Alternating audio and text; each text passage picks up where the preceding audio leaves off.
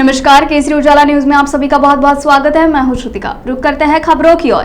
देश और राज्य में कोरोना वैक्सीन का ड्राई रन शुरू हो गया है। प्रत्येक केंद्र के लिए 25 स्वास्थ्य कर्मचारियों का चयन किया गया है, जिसके अनुसार उन्हें बीमारी के खिलाफ टीका लगाया जा रहा है। मनपा के 31,014 कर्मचारियों की सूची तैयार की गई है। शहर में वैक्सीन उपलब्ध होने के बाद 56 वैक्सीन सेंटर शुरू किए गए हैं।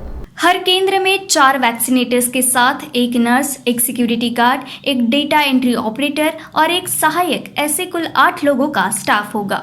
मनपा सीमा के तहत केटी नगर स्थित पीएचसी और डागा अस्पताल में सुबह 9 बजे से 11 बजे तक 2 घंटों में कुल 75 लोगों को वैक्सीन दी गई। राज्य भर में एक ही समय पर प्रतीकात्मक वैक्सीनेशन का ड्राइव रन हुआ। टीकाकरण अभियान में केंद्र सरकार के स्वास्थ्य विभाग द्वारा जारी दिशा निर्देशों का कड़ाई से अनुपालन किया जा रहा है। इसी तरह ड्राइव रन अभियान चलाया जा रहा है। दिशा निर्देशों के तहत आवश्यक रूप से स्वास्थ्य केंद्र में एक प्रतीक्षालय, टीकाकरण कक्ष और निगरानी कक्ष होगा। वैक्सीन के लिए एनरोल यानी पंजीकृत किए गए कर्मचारियों का नाम सूची में है या नहीं, इसकी जांच की जाएगी। उसके बाद उसे सैनिटाइज किया जाएगा।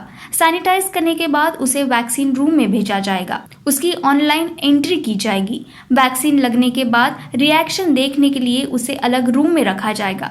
एंट्री पूरी होने के बाद वैक्सीन लग चुके व्यक्ति की मोबाइल पर मैसेज आने के बाद एक एक कर उन्हें रूम में भेजा जाएगा।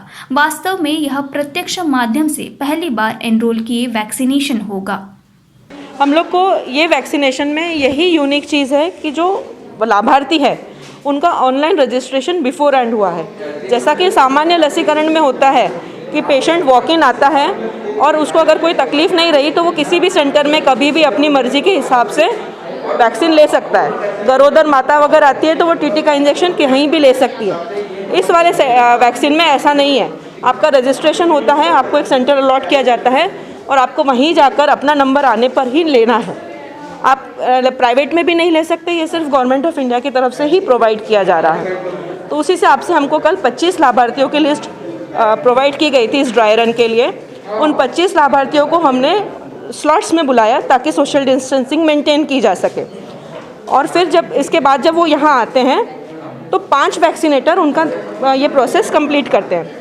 पहला वैक्सीनेटर उनसे एक तो आईडी पूछता है, उनका नाम वगैरह, लिस्ट में उनका नाम है कि नहीं ये कंफर्म करता है और उनको कुछ सर्दी बुखार खांसी छोटी मोटी बीमारी तो नहीं है।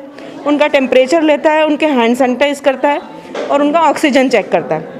उसके बाद वो वेटिंग एरिया में अपना नंबर आने का वेट करते हैं। जब उनका नंबर आता है वैक्सीनेशन रूम में जाते हैं। वहाँ पर वैक्सीनेटर 2 ऑनलाइन वेरिफिकेशन करता है कि जो लिस्ट हमको प्रोवाइड की गई थी और ये जो व्यक्ति है ये सेम है और उसकी बाकी डिटेल्स उसमें भर के वो फॉर्मेलिटी पूरी करता है ताकि जो हमने उसको वैक्सीन दिया उसकी रिपोर्टिंग सीधा ऑनलाइन गवर्नमेंट ऑफ इंडिया के पास चले जाए।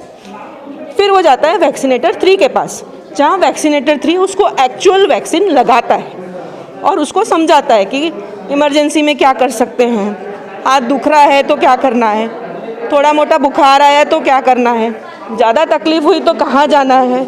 और वो हमारे नंबर उनके साथ शेयर करते हैं ताकि इमरजेंसी में वो हमको कांटेक्ट कर सकें। उसके बाद वो वहाँ से निकल के ऑब्जर्वेशन रूम में जाते हैं। ऑब्जर्वेशन रूम में वैक्सीनेटर 4 और 5 उनका ध्यान रखते हैं कि किसी को कोई तकलीफ़ तो नहीं हो। पेशेंट को हम आधा घंटा ऑब्जर्व करके फिर घर जाते हैं।